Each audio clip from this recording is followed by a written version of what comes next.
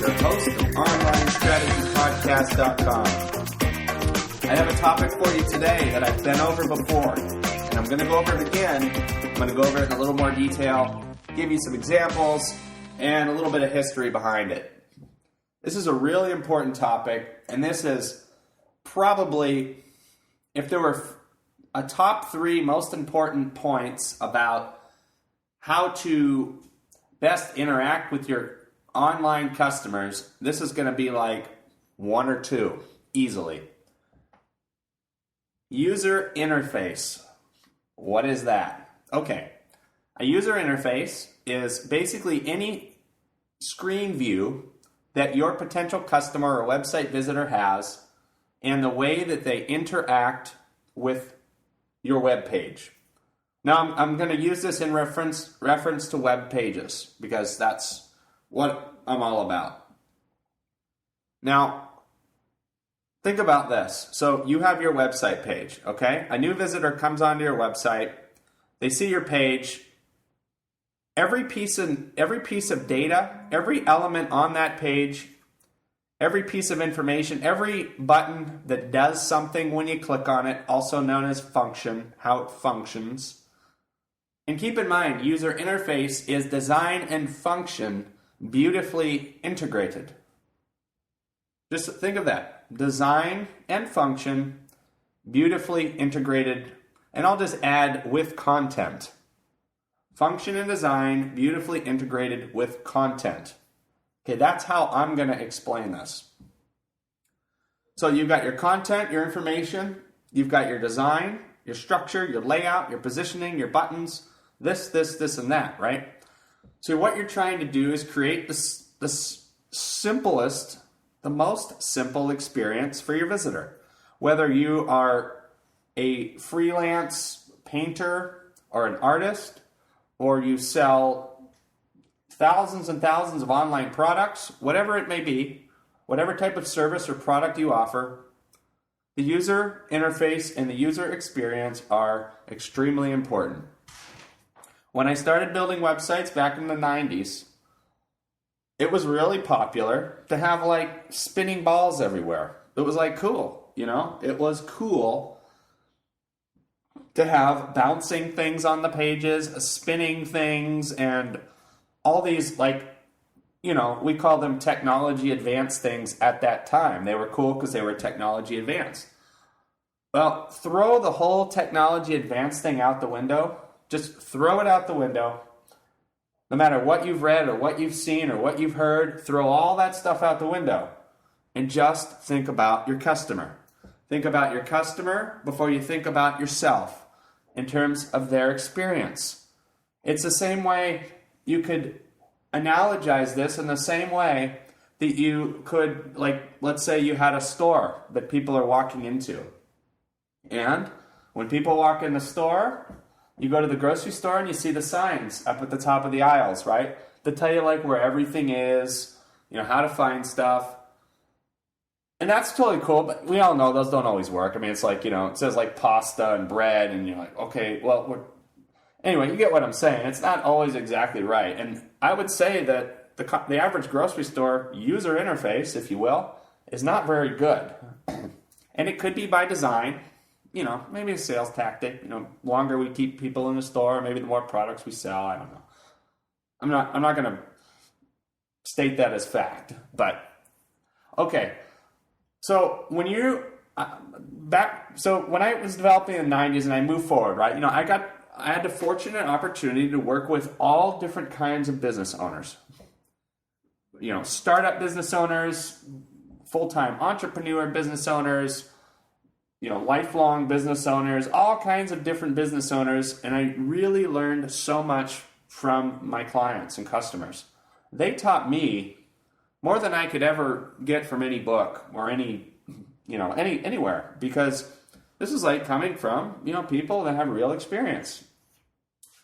Now, what they relied on me for was to create them a website that helped their business grow. Now, what I ran into, unfortunately, it was a common problem. It's that the clients and business owner at time would want a specific feature or a specific thing on their website that they saw or heard about, or, they thought it was cool or something they personally really liked. And it's totally cool. Like, I personally really like something. It's cool. I want it. I like it. But the problem that I ran into, and if you're a designer or developer, you're listening, you're going, oh yeah, I've been through that. I've been through that before. So it was kind of like, I've got to have this, I've got to have it this way, and I've got to have it that way. And I would say, okay, well, let's look at some different options here. I'm a little concerned about your end user. If they see this, they're not going to know what to do here. Or, and I would present it in such a way where, and sometimes I'd be able to, let's say, salvage it so I could push it in a better direction. But there were times in unfortunate scenarios where the website had to be an exact certain way. So I didn't really have a choice in terms of design or function, and it was up to my client. And I'm being hired to deliver a service, so I can only argue so much with my customers, and I don't like to make it a habit. So anyway, to reemphasize the whole point of this specific podcast is think of your customers before you think of yourself when you are designing your online presence. Now, online presence, again, that can be your social network pages, your website, your any other media or form of outlet that's online or on smartphones or on any type of iPad device, size device, any type of screen size, for example. Any type of presentation that you're presenting your product or service, keep it simple. Keep it modern, if possible, but don't go past the point where you're actually making it unfun or unfriendly. And very often, you need to think above and beyond and outside the box of what your customer might ever even think of. Just to give you a quick example before I end off for today. Let's say that you were going window shopping for your house and you need new windows and your windows are 4 feet wide by 6 feet high. Those are some pretty big windows. So you go online and you start searching for window websites. You come across a few and they're like, big descriptions, lots of pictures, this and that, but it's kind of like, oh, this is frustrating. I just want to know how much it costs to buy a window that's 4 by 6 or whatever size I said. So then you stumble across a site and it says, what size is your window? The first question, or one of the priority questions, let's say, on the page. It says, what size is your window? You select, and it says, 4 by 6. You select that, and let's say maybe there's other options, but in a nutshell, that's it, right? So you hit search, and all the windows that are 4 by 6 are now pulled up. And then, of course, you could filter that. If the website was smart enough, you could filter those down and then break it down to, double pane windows, single pane windows. What are you looking for? Do you need a screen? What have you? That's just a basic example, but we're talking about user experience and friendly and a neighbor telling his neighbor about your website. Hey, I went to this website to get some information about my lawn, and it was really great. It was just really smooth and easy to use, and I was able to find out exactly what I needed for my yard. And then it was pictures, and it was really easy to tell, and there was things to look for.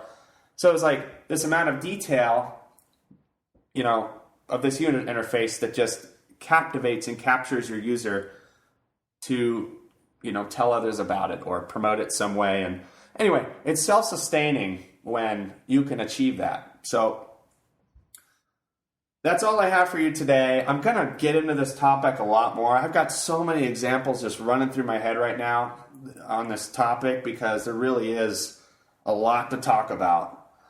And I'm going to focus, I'm probably just going to make a series that's just dedicated to user interface, different types of businesses. I have probably over 500 emails that I can dig up with very specific customer questions in relation to user interface, and I might go through a few of those and bring those into the mix. But this is a really important topic. I'm going to go in a few minutes here, but one more time. think of your end user before you think for yourself when you're designing your online presence.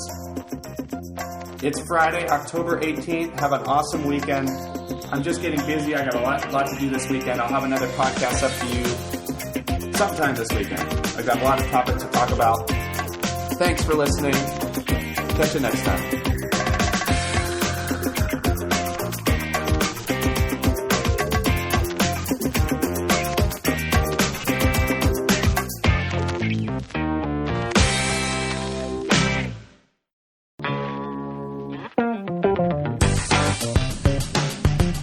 Online Strategy Podcast is brought to you by JasonWydrow.com, OnlineStrategyPodcast.com, and W3Developing.com.